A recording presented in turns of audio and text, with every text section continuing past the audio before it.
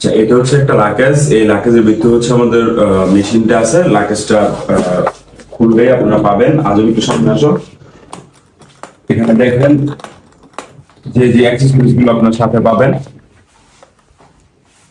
এটা হচ্ছে plug, adapter, accessories reagent and sample cup, PS pro. এটা হচ্ছে মেইন ডিভাইস।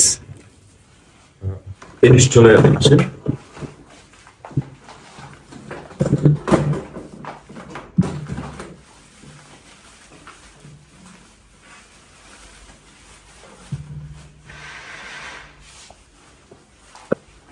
অ্যাডাপ্টার,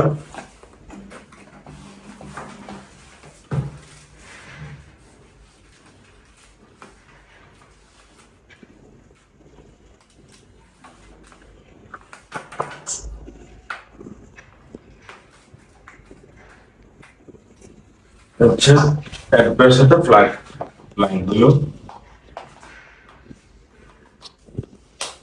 মেশিনের সাথে এখন অ্যাডাপ্টার কানেক্ট করতে।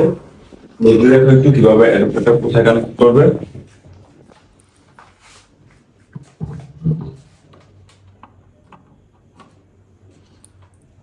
Connection complete, front side.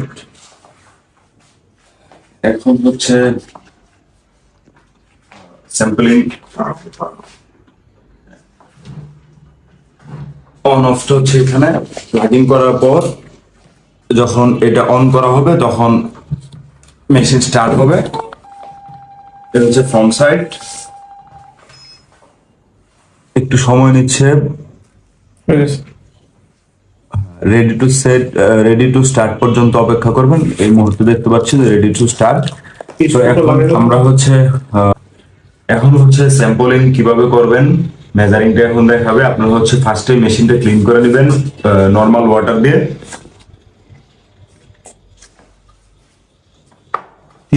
তিন ভাগের এক ভাগ হচ্ছে আপনার মিনারেল ওয়াটার নেবেন। নেওয়ার পর এভাবে স্যাম্পল বসানোর জন্য দিবেন। তারপর হচ্ছে দিতে দিলেই হচ্ছে ডিরেক্ট ক্লিন হবে। এটা জাস্ট ক্লিন করা হচ্ছে মেশিনটা।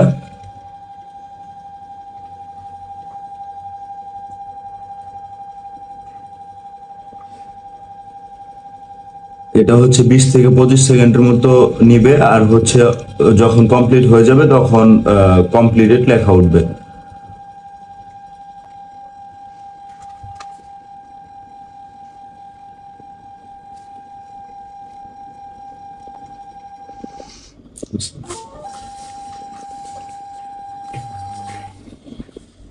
ক্লিন।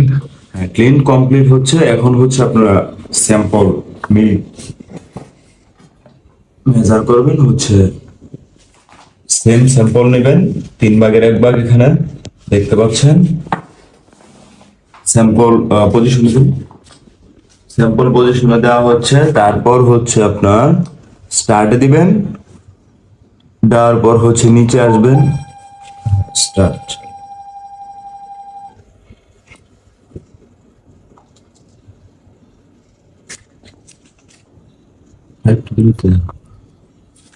এখন হচ্ছে 50 সেকেন্ডের মতো টাইম নেবে মেজার করতে।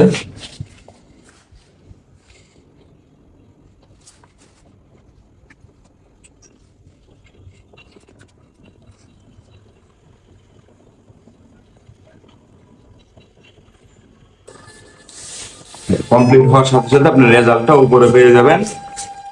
এই হচ্ছে রেজাল্টটা। আপনি রেজাল্টটা এখান থেকে ছেড়ে নিতে পারবেন। প্রিন্টারের মাধ্যমে রেজাল্ট আপনি দেখতে পারবেন এবং হচ্ছে স্যাম্পলটা সরাই ফেলেন। এখন হচ্ছে এমন 8-10টা স্যাম্পলিং করার পর আবার ক্লিন করে নেবেন ওয়াটার দিয়ে। পিএস